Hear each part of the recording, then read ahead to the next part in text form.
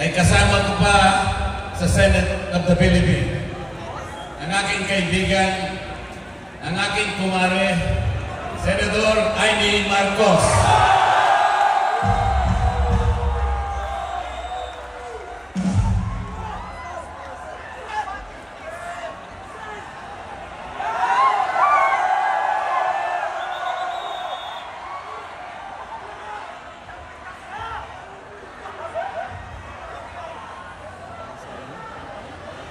Magandang gabi po sa inyong lahat, mga mahal na kapatid.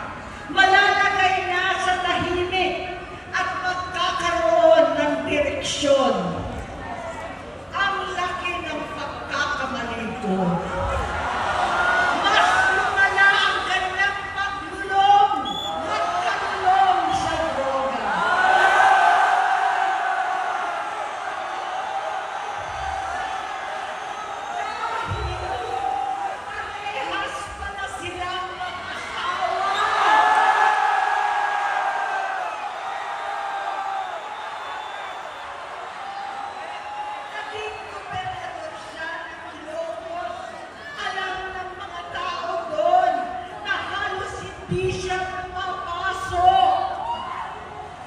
Tuwing kukumprontahin ko siya, ay nagsasabi siyang magbabago na siya, aalisin na niya ang bisyo. Hanggang sa may nagsumbong na naman sa akin na sa paggising pa lang sa umaga, kasabay ng almusal, marijuana pala.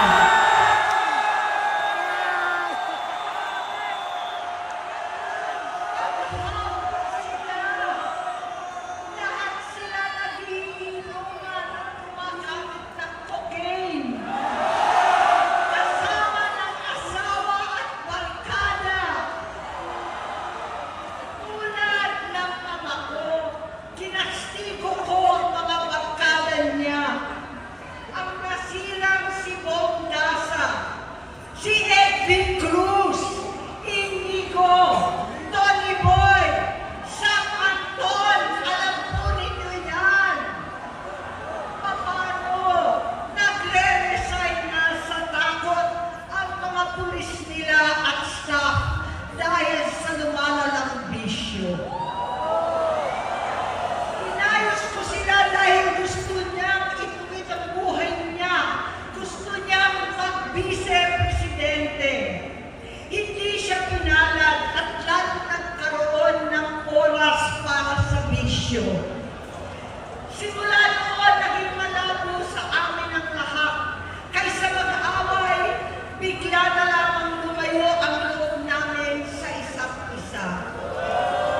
Noong 2016, kasabay ng kampanya ni dating Pangulong Duterte laban sa droga, lumabas ang pangalan ni Bongbong sa listahan. Nakasama siya sa listahan ng mga celebrities, mga artista, Maricel Soriano at iba pa. Masinsinan kong kinausap si Pangulong Rodi. Halos manikluhod ako. Sinabi ko ayon sa kapulisan, dapat unahin, usigin ang mga pusher at saka na lamang sagipin ang mga user. Naligtas si Bongbong. Labis ang takot ko at pag-aalala. Kinausap ko siya at nagsabi siyang talagang siya ay nagbabago na. Muli at lagi, hindi ako nawalan ng pag-asa. Ako'y naniwala ulit. Mula noon, ang natatanggap ko na lang na balita tungkol sa kapatid ko ay regular na magpapadoktor. Kaya kumalma naman ako. Inisip ko, totoo, dahil nakopera na ang tuhod niya sa gout. Siguro, totoo na ito. Hanggang nito, nalaman ko na tuloy ang paggamit niya sa mga party na garapalan naghahain ng droga. Pinagmamalaki pa ng mag-asawang kayang-kaya nila ang microdosing ng cocaine. Hati-hatiin daw para 4 na beses sa isang araw. Hindi mabibisto. Ang pagpapadoktor, pinalabas nila ang pag-stem cell. Nagpapalitan ng dugo, nagpapa-blood transfusion. Kayang-kaya raw, hindi ko maintindihan ang pinagsasabi.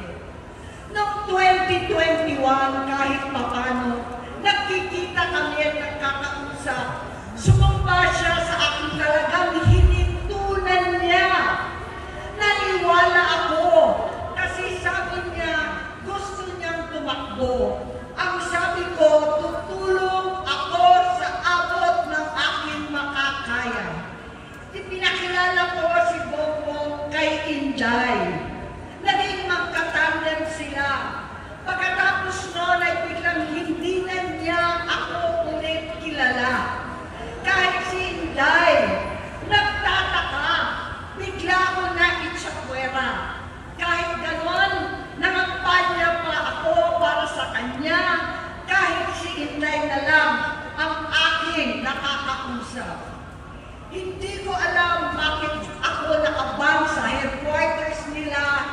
Mandaluyong. Hindi ko alam bakit walang nagre-report sa akin tungkol sa kampanya. Sa totoo lang, masakit mang aminin, nung dinidisqualify na siya, halos papaboran ko na sana dahil may nagsumbong sa akin mula sa kanyang campaign team na gumagamit na naman siya. Nung sinabihan ko, siya at mga taong nasa paligid niya, nagkaisa silang tuluyan akong alisin sa kampanya na ako naman ang bumuo. Sinabi nilang gusto ko na siya ay mag-disqualify para ako ang pumalit. Hindi totoo yun! Iniisip ko ang kalagayan ng aking kapatid at paano siya magsisilbi kung ganyan ang kalagayan niya. Pero pinaparating sa akin na hindi siya lulong at minsan na lamang tuwing nagpa-party. Hindi ko maipaliwanag bakit gusto kong maniwala at hindi mawalan ng pag-asa. Noong nanalo siya, naging pinakamalayo na kami sa isa't isa. Maliban sa opisyal na takbuhan at kapag pumupunta yung nanay namin, hindi ako sumama sa loob ng 3 taon dyan sa Malacanang. Dahil lantaran na doon ang inuman, ang paggamit nila ng cocaine at mga bawal na gamot. Hindi ba ninyo nakikita, naririnig, kakaiba na siya magsalita, hindi na maintindihan kung ano-ano na ang sinasabi at wala na sa sarili. Nagtatago sa kabaitan niya ang pang-aabuso niya sa droga. At nagbunga na ito ng mga nakakapinsalang maling desisyon. Hinayaan niyang kumilos ang mga nakatalibot sa kanya. Yung mga umaastang presidente habang nilululong siya ng mga ito. Hindi na kami nagkausap. Sa harap ng publiko, pinipilit kong magmukha kaming maayos. Pero wala na kaming koneksyon. Hindi ko hinihiling na maunawaan ninyo ako, lahat kayo. Sa palagay ko, ang makakaunawa lamang sa akin ay ang mga pamilya may pinagdaanan sa adiksyon, sa inom, sa sugal, sa alak, sa bisyo, higit sa lahat, sa droga. Pag hindi ko siya nakakasama, buong aking loob na ipasok sa institusyon, ipagamot, iparihab ko na yan. Pero tuwing maghaharap kami noon, hindi kaya ng aking kalooban na gawin yon. Tuwing magsasabi siya sa akin na magbabago na siya, hindi ko siya kayang tiisin. Hindi ko kayang ipagkait sa kanyang pagkakataon at pagbabakasakali, umaasa ako at laging nananalangin na sana, oo nga, nagbago na siya. Hanggang dumating ang 2024 at 2025, yung bisyo niya na ang dahilan ng pagbahak ng korupsyon, kawalang direksyon, at maling-maling mga desisyon. Walang accountability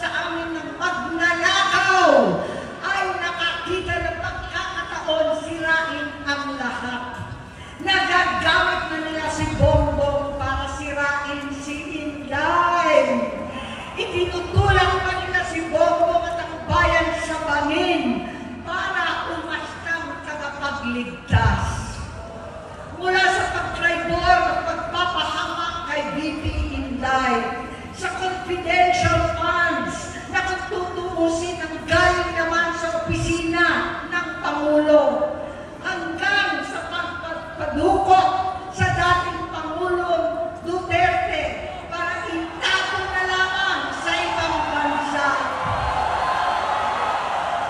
Ang kabaitan ni Bongbong ay naging kalupitan. Karapalan niya ang pagtatakip sa kanya ng mga nasa Congress, sa Senado, mga miyembro ng kabinete. Kitang-kita na ng taong bayan, wala nang puwang ang kahihiyan.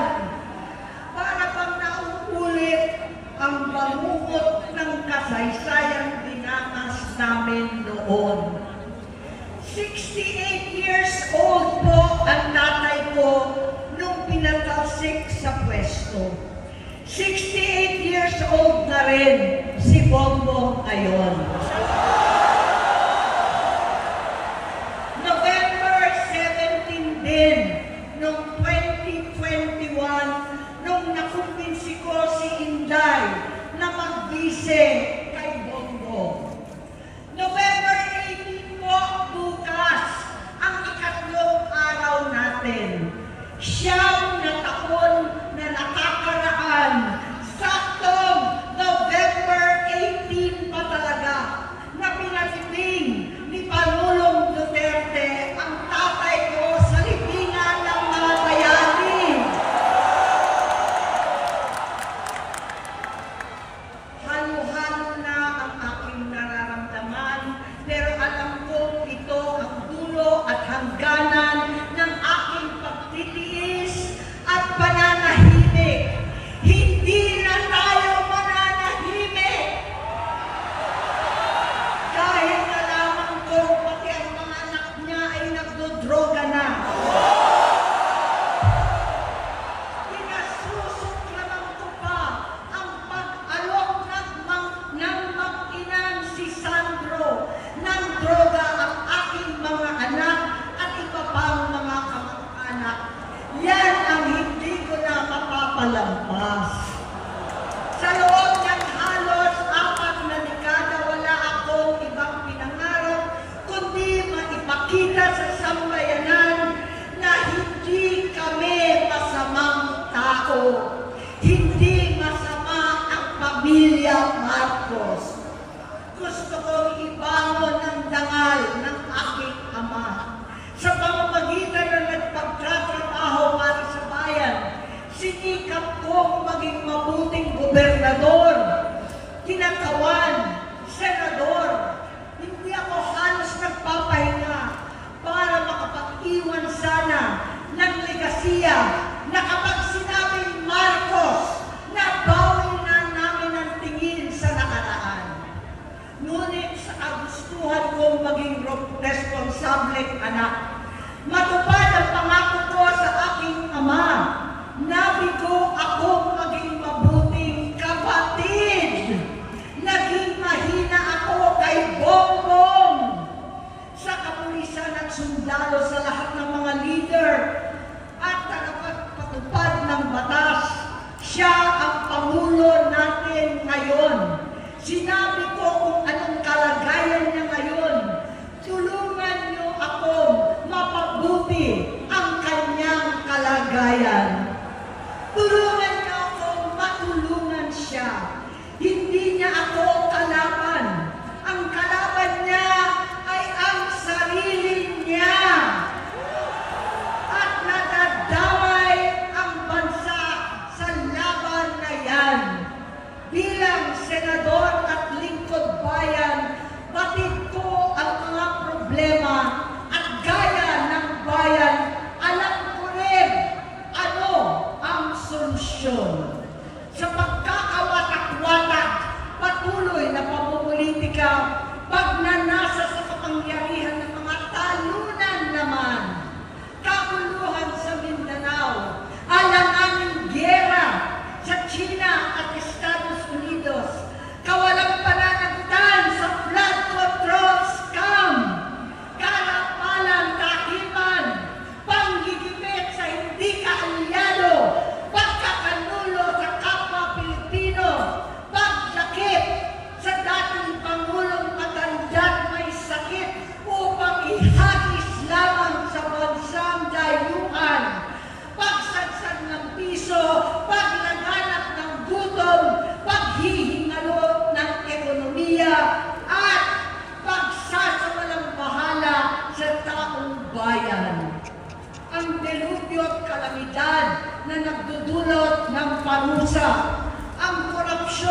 nauwi sa kawalan ng tiwala at hustisya sa Pilipinas, sa kanyang pamahalaan, lahat ng yan ay masusolusyonan kung ikaw, aking kapatid, magsaayos ng iyong sariling kalusugan. Kapag humupa ang ingay sa politika, kapag umuwi na kami sa aming pamilya, hindi bilang senador, kundi bilang ate, bilang si Manang Aimee ni Bonget, kaya ito sasabihin sa harap ng taong bayan, sa harap ninyong lahat, at sa harap ni Bongbong. Bonget, magtatatlong taon na tayong hindi nakakausap. 3 taon ko nang sinusubukan muli na ako'y pakinggan.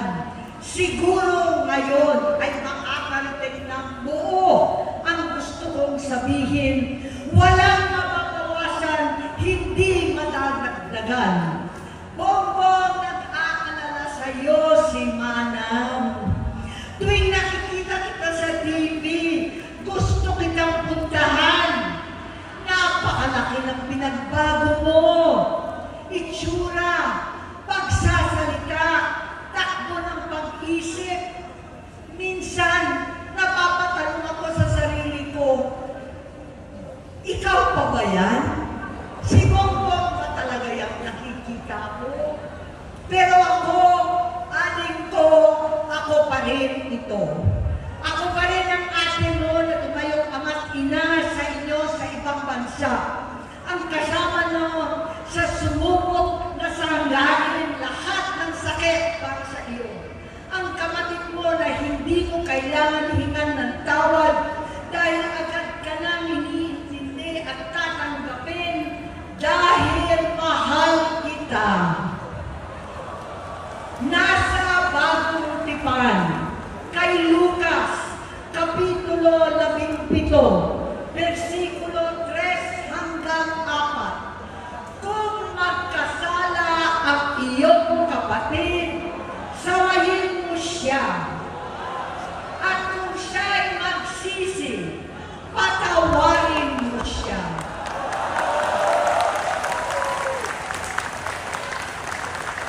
Tama na, aling ko.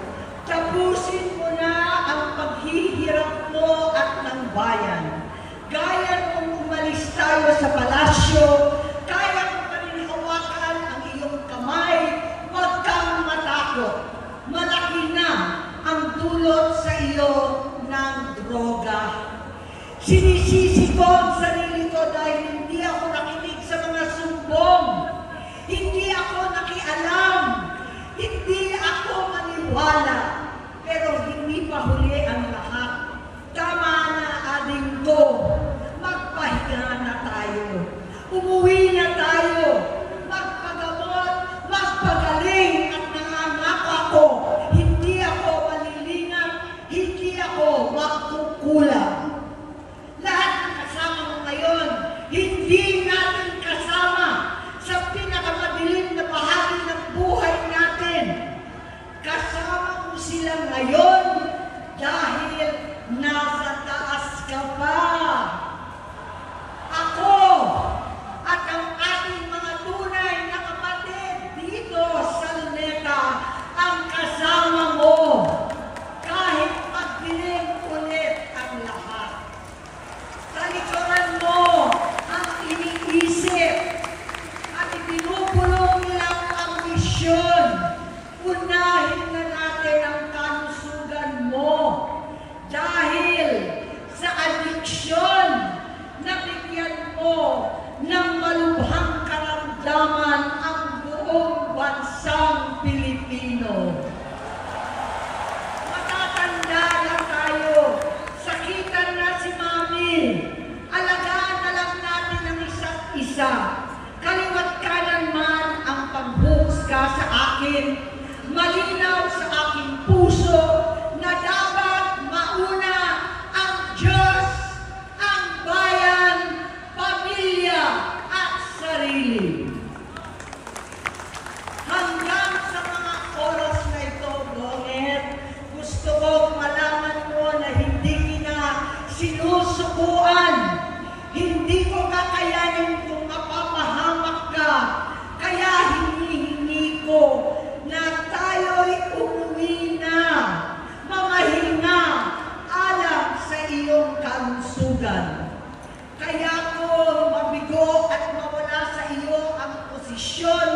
pero hindi ko kayang mawala ka sa amin. Ayusin mo ang sarili mo. Magpagamot, alisin ang droga sa iyong sistema. Wala akong ibang gusto kundi gumaling ka, malagpasan natin ito muli. Dahil wala akong ibang hinahangad bilang ate, kundi maging masaya ka, maging ligtas sa panganib, malusog, matagumpay sa buhay. Itama ang mali, labanan ang adiksyon, at ako hindi kailanman aalis sa iyong tabi. Susuporta at hindi titigil manalangin kasama ninyo dito sa Luneta at sa buong mundo. Dahil iyon naman ang tungkulin at ibig sabihin ng salitang kapatid, kapatid, mabuhay kayo kapatid. Maraming salamat po.